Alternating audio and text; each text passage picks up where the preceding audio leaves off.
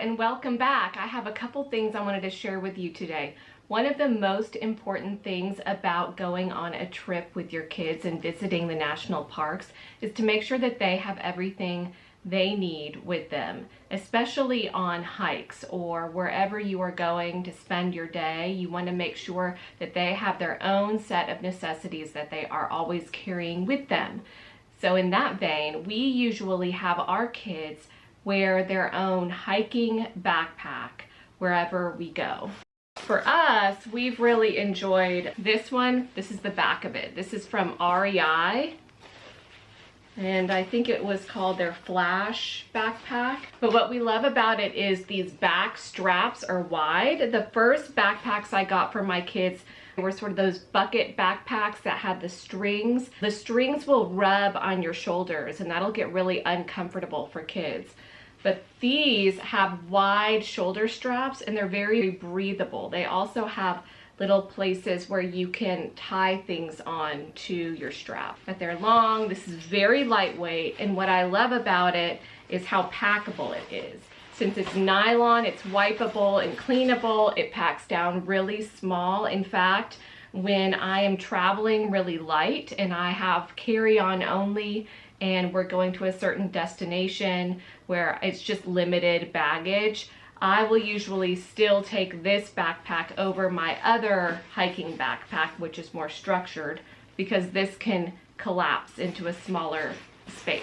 The next thing that you want to be mindful of is the overall safety and comfort of the kiddos. So you'll of course want to have water. The kids need a water bottle. There are a variety of ways to go with this. Sometimes I like to use the collapsible water bottles so that when they're done drinking the water bottle, they can just put it back in the backpack. My husband really prefers to have those bladders, but one of our kids and myself really don't like drinking out of those bladders where you have the spout coming over your shoulder and up to your mouth. Because of the taste, it changes the taste of the water. So we don't necessarily like those. My daughter and I, so water is specific to the person. Some people might only drink cold water, so they want to have some sort of Yeti-like insulating bottle. I am pretty minimalist when it comes to things like that. Not a lot of things, but things like that. I really prefer one of the really thin plastic disposable water bottles. As much as I don't like to use plastics that you throw away and them not being reusable, the weight of it and the accessibility and how small it is and the way that it fits places is still, to me, superior than a lot of the water bottles that we can use. But we have a whole variety of different sorts of water bottles, a lot of clean canteen water bottles as well. That's very much a personal preference, but a lot of water is necessary. The next thing that's necessary is a snack. We don't go anywhere without a snack. If we are driving more than like 15 minutes, we will have snacks with us. I keep snacks in the car. There are snacks everywhere, because the worst thing in our family is when somebody gets hungry and they just pass that point and it goes right into grumpy. Kids need snacks all the time. We've used a lot of Kind bars, any sort of granola bar, protein bar, nuts, dried fruits. Those are fantastic.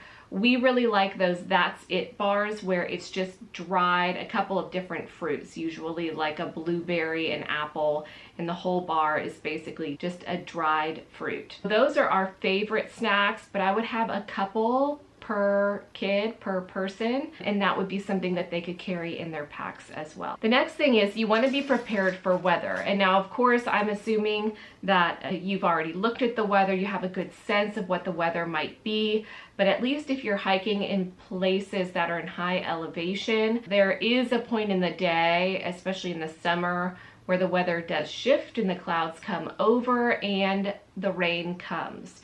So we try to always be prepared for changes in weather. And two ways that we do that are by carrying some sort of rain protective gear and some sort of like wind or cold protective gear. We almost always have a fleece with us, And then we almost always have some sort of rain gear. In fact, we always have rain gear with us. If we don't expect it to rain, I will still make sure that I have at least a little disposable rain poncho in each backpack. Again, this is something I don't use very often in terms of opening it up and then having to throw it away. However, I like to have these around. They're so lightweight, and I think they're great to have on hand, especially when something unexpected happens. Frankly, there can be a lot of other uses for this as well. If somebody gets wet or the backpack gets wet, water spills in your backpack, you could take out this little poncho and you could wrap it around the backpack so it doesn't get the child's back wet during the hike. You could use it to throw on the ground if there was an issue, the ground was all wet and you needed to sit down while you had a snack. There are lots of different uses for this, but the rain gear usage is very important, and I strongly suggest that you have some sort of rain gear for your kids at all times. Great, cheap backup plan. I think you can get them at dollar store. The other thing that you want to have, this is strange, but I always hike with Kleenex. And so I like to make sure that each of my kids has some sort of Kleenex or tissue with them. Again, a million different reasons. I tend to be exposed to a lot of allergens when I hike, or the cold air will make my nose run. So I use a lot of Kleenexes for that purpose. Females may use Kleenexes for other purposes, or males, depending. So Kleenexes, disposable tissue in some capacity, is very handy to have with you, and I would suggest everybody has just a little bit with them. Another thing is some sort of wipe, right? Some sort of antibacterial, something where you can wipe your hands before you have a snack if you've been climbing all over and touching a lot of rocks. Kids do like to have their little hands wiped off generally before they eat, or after they've gotten them very dirty, or if they've gone and they've stuck their hands in the lake or a stream, then when they get out and they want a snack, this is very important to have. This is lightweight, and it's great to train your kids to carry some of their own supplies, and this is one of those supplies that they can carry very easily. Some kids will want to carry a first aid kit. A first aid kit is so important for all hikers to have, and you may want to train your kids on the fundamental hiking necessities from the get-go. Make sure they always have those items. I tend to be the pack mule in our family in terms of carrying stuff that's meant to assist everybody. But if kids want to have some sort of first aid kit, you could get them something very small like this little pack day hiker first aid kit from REI. This is something you could have with you. You could always make your own first aid kit. I strongly suggest that you do open up the first aid kits and look through there and see what you need, what you would never use, if perhaps there is anything you would never use, and most importantly, what is it missing? Because one thing that is more likely to happen while you're out hiking that they would not have maybe a solution for in a first aid kit is a sting. And should a child get a sting while you're out hiking, I always want to be prepared to have something to put on that sting to quickly take away the pain. There are these little sort of chemical containers right here that have Q-tip type things at the end that you break open. Oops.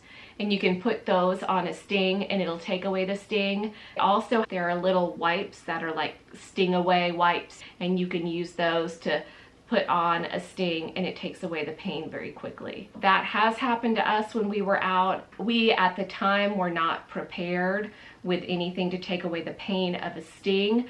Fortunately, there was somebody around us that quickly ran over and helped. My daughter was very young when this happened, and since then we've always had these anti-sting wipes.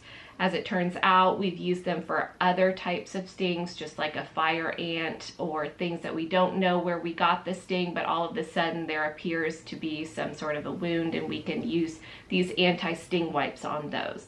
Another thing that surprisingly is not usually in a first aid kit is moleskin. Moleskin is very helpful for hikers. This is a little piece that I have cut up right here. Moleskin comes in slightly bigger sheets, and you really don't use them in that size sheet, or I haven't ever heard of anybody using them in a large sheet.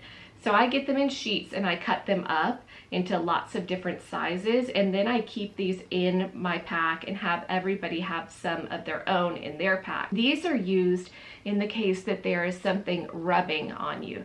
Usually it has to do with your feet when your shoes are rubbing, or there's a sock issue, or there's some rub somewhere on your body, and you put this over that rub. You take off the adhesive back, you put it on the space on your body directly that's being rubbed, and it keeps that skin safe from additional rubbing and pain.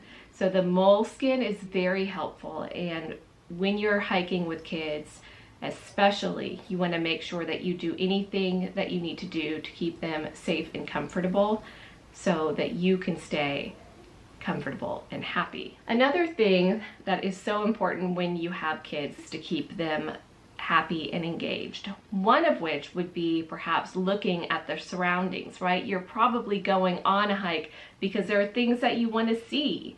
You're really excited to see the birds or the mountains, or maybe that bear up in the distance, or whatever it is, a long way away, hopefully. So having a good pair of binoculars, or any pair of binoculars really for kids, is something that they're usually excited about and reinvigorates that enthusiasm for the hike and the outdoor experience itself.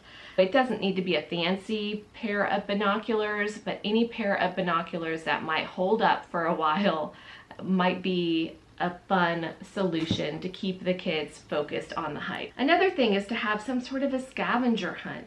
You could make a simple list and print it out and maybe just laminate it. It could be a quick wet erase scavenger hunt that you create.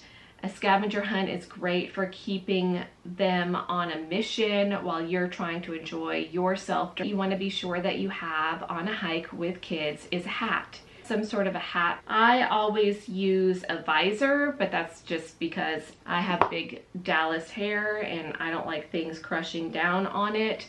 But a cap is fantastic. Whether it's sunny or rainy, having that bill over the face will help the kids and make them more comfortable during the hike. Make sure it is something that fits them and they're comfortable wearing. So those are the top things I wanted to share with you to take with you when you're hiking with kids, how to pack them for the hike, and make sure that both you and they end up having a fantastic time. And most importantly, you want to get out and do it again, because we have great national parks, and I hope that you enjoy them and find all the great family trails.